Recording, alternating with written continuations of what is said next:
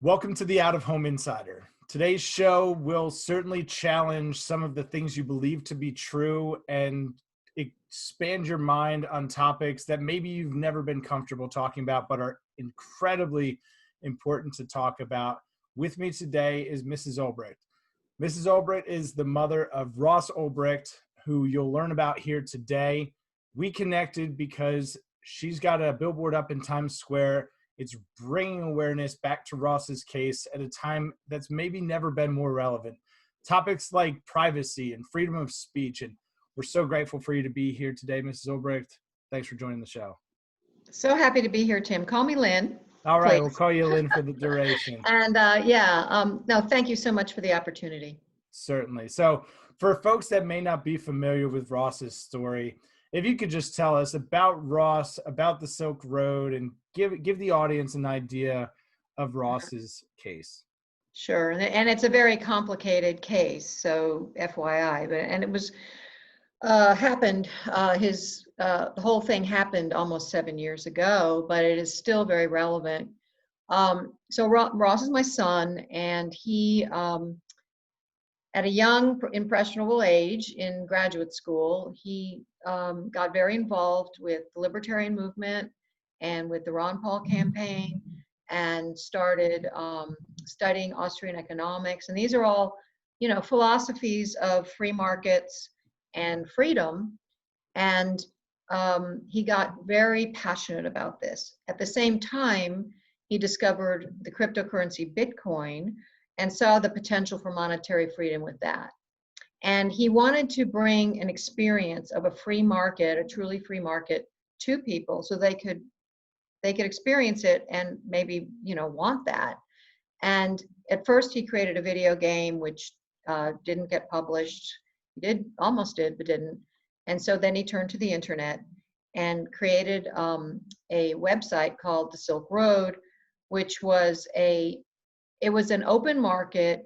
It was in a free market, so that it's kind of like eBay, and people could buy and sell what they chose, except if it hurt a third party. It was very much based on the non-aggression principle of voluntary interaction, no force, no violence. So, for example, there was no child pornography permitted or anything related to pedophilia, because that hurts that third party, which is the child, or stolen property, or fraudulent things. So, things that defrauded people. So weapons, and go on and on. And this is all in the government's evidence.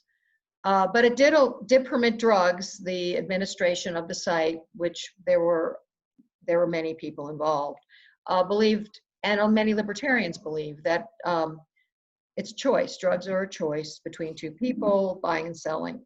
And we can argue that, and I'm not defending that. I'm just saying that was their philosophy, as long as no third party was harmed. And it became very big, I think, because it was anonymous and private, because that was a big concern, was how our privacy was being eroded. And so it was private, it was anonymous, and Bitcoin was also private and anonymous. And so it did attract a lot of drug sales, mostly user amounts of cannabis. And that's all also backed up with research and all things on our website, freeross.org. Now, just before I go on about that, we have been fighting a media distortion battle for years, and only recently, because we were talking about the billboard that's up in Times Square now about Ross, a small publication called Times Square Chronicles wrote about it and said that Silk Road was most known for drugs, child exploitation, and human trafficking. Now, this is an absolute lie. Yes, drugs, but no human trafficking was on the site, and no child exploitation of any kind was permitted. I did try to correct it with the author, and I emailed and I tweeted. As far as I know, it still has that lie up there. And this is the kind of thing the media, I feel like, is very sloppy about and lazy about, and just says stuff, and it's absolutely not true.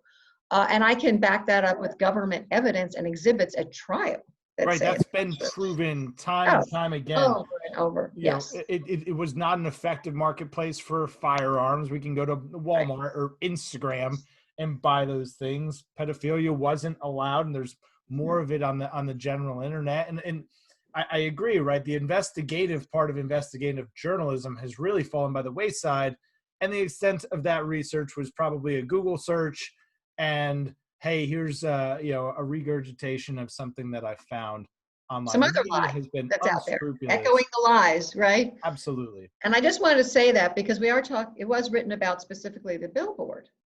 And so, but anyway, so what happened was that there were many people involved running the Silk Road, but Ross became the trophy and was tried in the Southern District of New York and was given the most outrageous sentence of no violent charges whatsoever, of double life plus 40 years without parole for a young first-time nonviolent offender for something he did on a computer when he was 26 years old.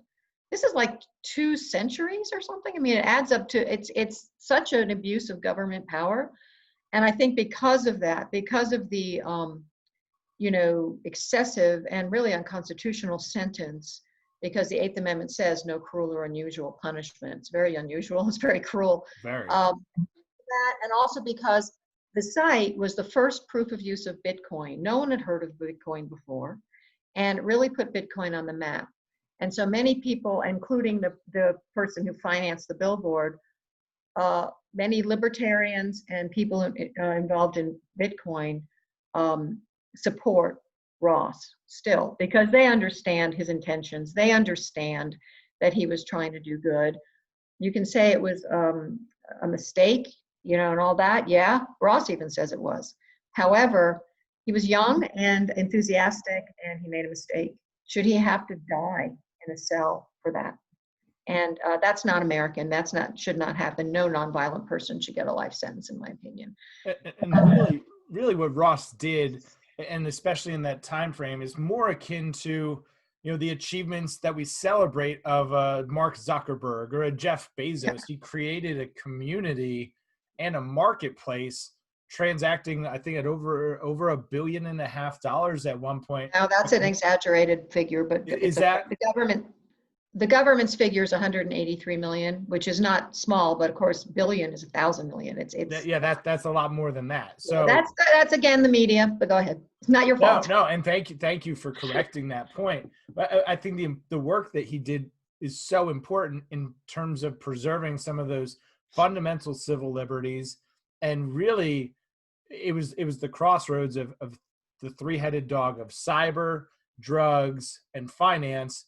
A lot of people upset at high levels of the government that have a vested interest in controlling those things. Is that true?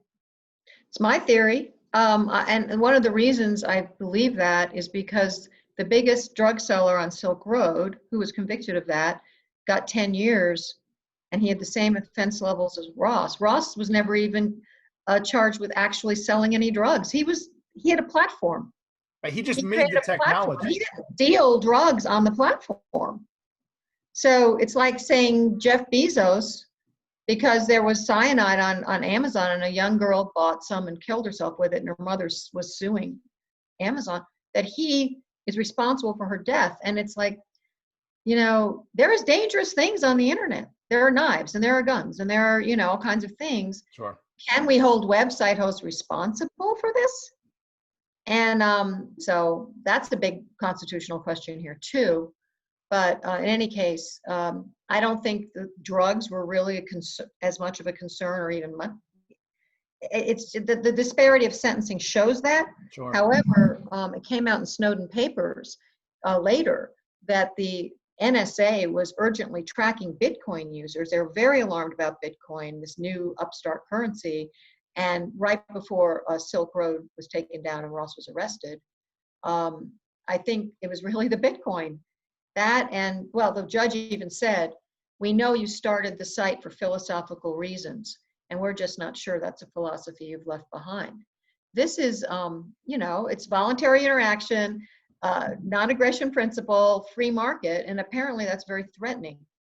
So she felt he had to literally have a walking death sentence because of this philosophy. Now, we live in America. We're supposed to have, we talked prior to the show, First Amendment rights, and we shouldn't be caged for our philosophy.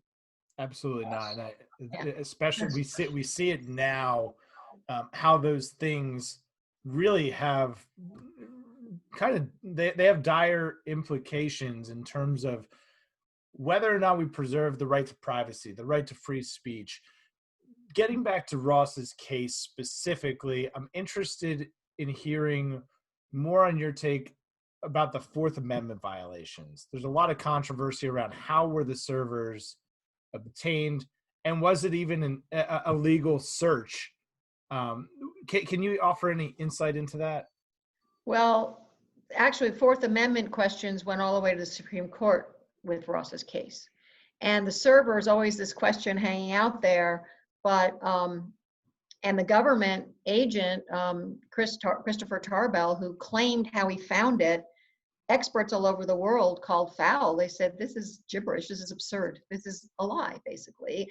And several of them said the NSA was involved. They put this out there, it's public, that these experts, world-renowned experts in cryptography and all of that, said this about the government's evidence. But you know, they had all their ways to say, well, you know, we didn't need a warrant. We had this MLAT treaty with Iceland, which actually ended up being, oh, whoops, sorry, we didn't actually have an MLAT treaty. I'm sorry, we got that wrong several months later.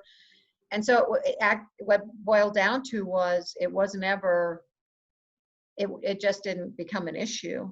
I regret that. I mean, I didn't have a say in it, but I think that might have been a big mistake, not to push it. We did somewhat. However, there's other Fourth Amendment issues. And the Supreme Court question was, there's something, and we should all be concerned about this, there's something called the third party doctrine that is based on a 4 decades old Supreme Court ruling about the dial telephone and whether numbers dialed can be used seen without a warrant by the government.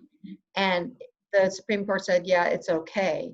3 justices said it's not okay. This is just the phone number.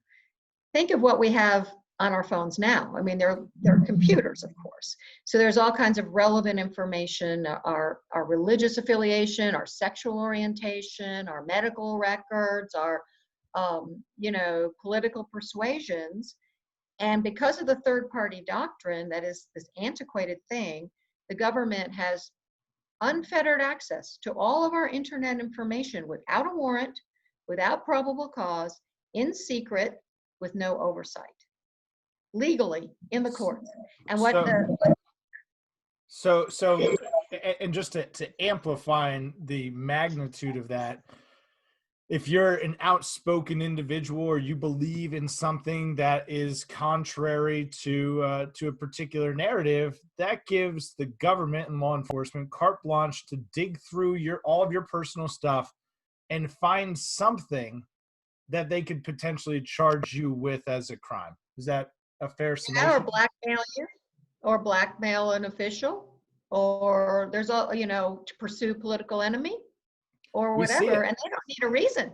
They don't even need, that's what probable cause is that you say to the court, we have good reason to do this, and we need your permission. They don't have that. They don't, under the third party doctrine, no problem, just scarf it all up, use it how you like. And it's been a question in the Supreme Court. And in fact, Sandra Sotomayor spoke out against it. But at the same time, it was brought to their attention and with other things to the Supreme Court in Ross's case, and they just didn't want to deal with it or whatever, and they punted it. It's something we should all be concerned about. It's shredding our Fourth Amendment privacy protections.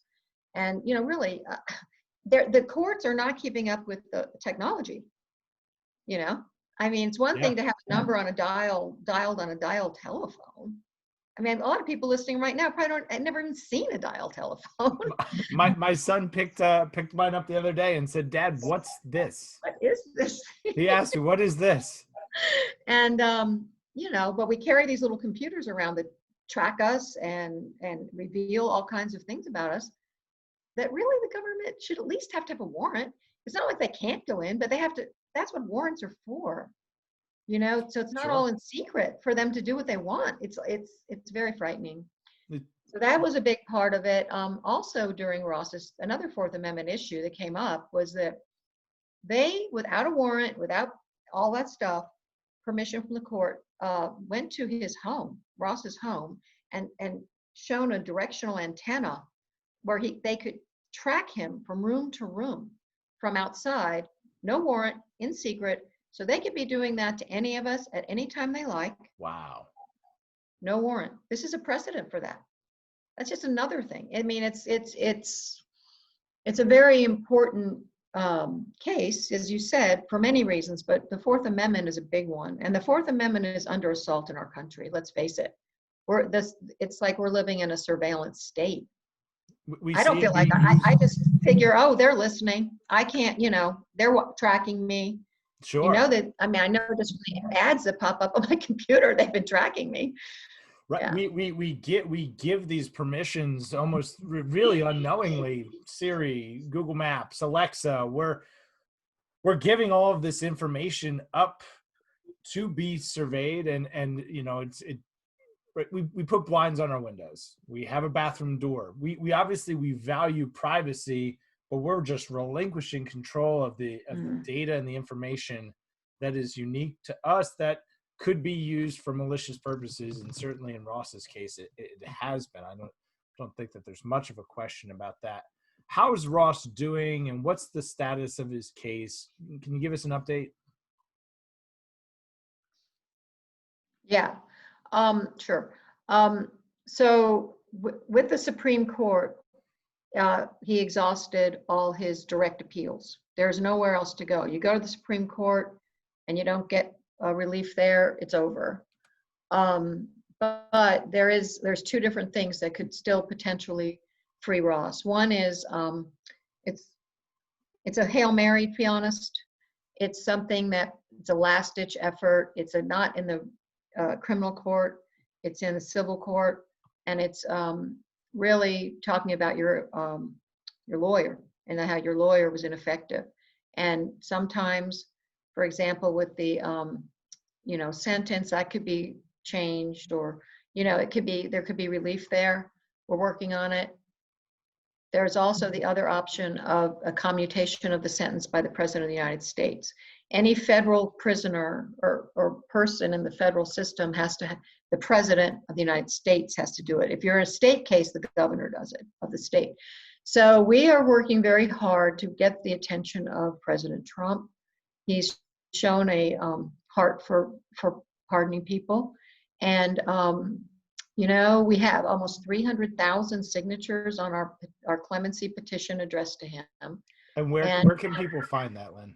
That's on freeross.org. Everything is on freeross.org, and a lot of information if you want to dig in. It's very heavily footnoted with citations to all kinds of very solid information.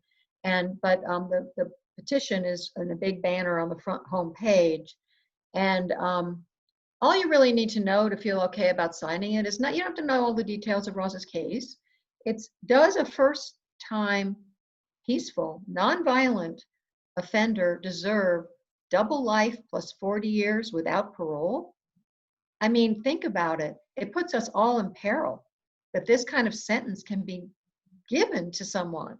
It's very, very wrong, and it really needs to be corrected because it sets a precedent for other people in the system. And it really it's wrong in so many ways, and especially because I think it was used for political reasons. And I think that if we can convince the president that this was wrong, that this sentence needs to be corrected, essentially is what we're asking. We're not asking for a pardon. We're just saying that this sentence isn't right. I think he'll see that. I think there's a good chance he'll see that. And the other thing I want to point out that's on our website is a widespread support page with very eminent people, well, lots of different people, some more famous than others, but page after page after page of quite well-known or accomplished people saying this isn't right. And it's from both sides of the political aisle. It's not only libertarian or only, Democrat or only, whatever. It's a very big mix. And they're all, it's so horrible, that most people are just horrified by this sentence. So we're hopeful. Certainly, we'll link out to that, and some of the notable people, presidential candidates, actors. Keanu Reeves is one that comes to mind. The founder of Oculus Rift. These are very accomplished, well-educated individuals. So whether or not you have the time to dive in and pick apart all the pieces of the case, there are very credible individuals who clearly support everything that Lynn is talking about. So I encourage you to check it out, and we're certainly going to link directly to that page as well. Thank you. The billboard campaign in Times Square, it's gotten some attention, obviously, from people that don't want to do the research on the case. What's the support been like? Is it creating conversation? Is it introducing Ross's case to people that maybe haven't been familiarized with it? How's the feedback been? Well, initially, there were some articles written about it, and lots on social media, lots of attention, because it's quite the thing. It's like there's this big, I don't think Ross ever thought he'd be on a billboard in Times Square, and it was really from the generosity of a libertarian-leaning, freedom-loving supporter who had it on his heart to help Ross for a long time and came up with this idea. He's a New Yorker. And it's a good time in a way because billboards are cheaper right now. It's a buyer's market. And but there are buses that go through. It's not like there's nobody there, but hopefully it'll come back. It's going to be up until the election. So yeah, it's just another way to call attention to the case, and we really appreciate what he did. And hopefully some people will, see the website and go there or whatever. I think it's an interesting use of a billboard. We were talking about that earlier. I always thought of billboards, just ads and things like that, but billboards are communication. They're part of our free speech rights, right? So absolutely. I think it's an interesting, innovative way to use a billboard. Well, I'm glad that individual came forward, and that is the unique power of Out of Home, is that it can communicate any message at scale, big, fast, in a hurry. In fact, the way that I found out about it was through Reddit. A picture of the billboard, somebody had posted it in Reddit, and it got a lot of traction there. So I hope that it is bringing new attention, new light to what you're doing. Anybody that's listening to this, obviously we have a unique community in the Out of Home space. Yeah.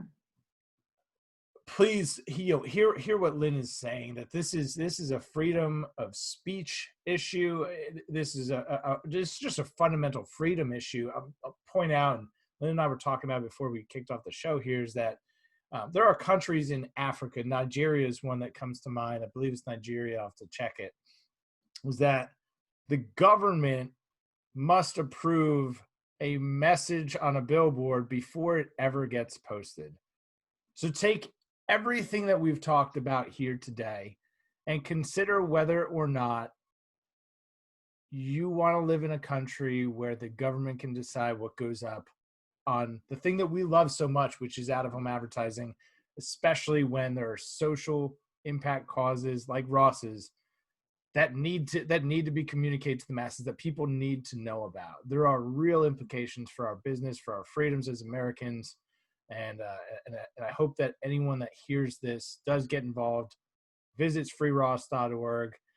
Lynn, what else? Are there any other ways that we can help? Freeross.org has a lot of information. Yeah. Well, if anyone has any political connections, I am trying to get the attention of President Trump.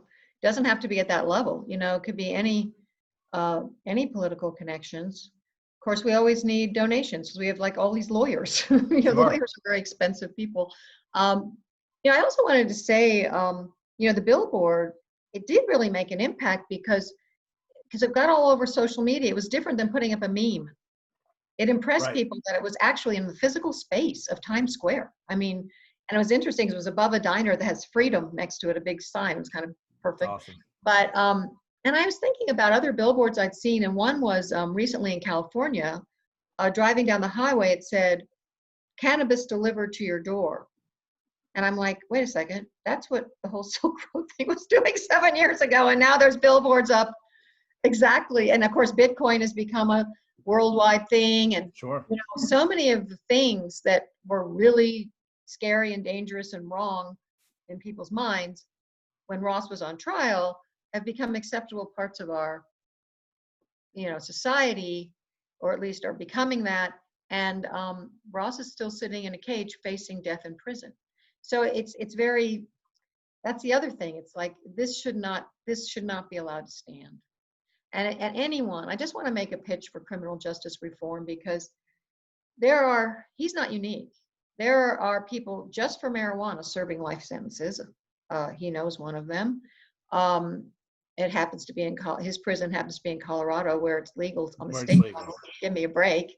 But this didn't used to happen, these kind of horrible sentences. It's happening now, and it really needs to change. Give people a second chance. Give them a chance to have some redemption, to make amends. That is part of our American values. And look, I get it for violent, and there's people that society needs to be protected from. But I wouldn't say nonviolent drug offenders or any nonviolent person needs to die in a cage. And that, someone said we need to put people in prison who we're afraid of, not who we don't agree with. And there's a slippery slope there of caging people for philosophies or for actions that didn't harm anyone else, So we're at a tipping point here. There's a lot of very concerning things going on. And but I really think this needs to happen. I agree. And we're going to do everything that we can, obviously, to continue to support freeross.org, to help get Ross's case in front of the president, because you're absolutely correct. The things that went on, whether they were illegal at the time, they're not now. And it's truly an unfortunate circumstance that we can all learn from and do right by. So Lynn, thank you so much for Thank sharing you Ross's for having story. me. Absolutely. Yeah. We'll make sure to link out to everything that we've talked about here today so that you can get more information. Please, I encourage you to share this with other folks in your network, whether they're involved with out-of-home advertising or not. This is the story behind the billboard. This is the story of Ross Ulbricht, a man who was looking to preserve the civil liberties that we all have seemed to take for granted. So, Lynn, thanks again. Thank you, for Tim. being here. Absolutely. Thanks so much. Thanks so much. I'm just going to stop pressing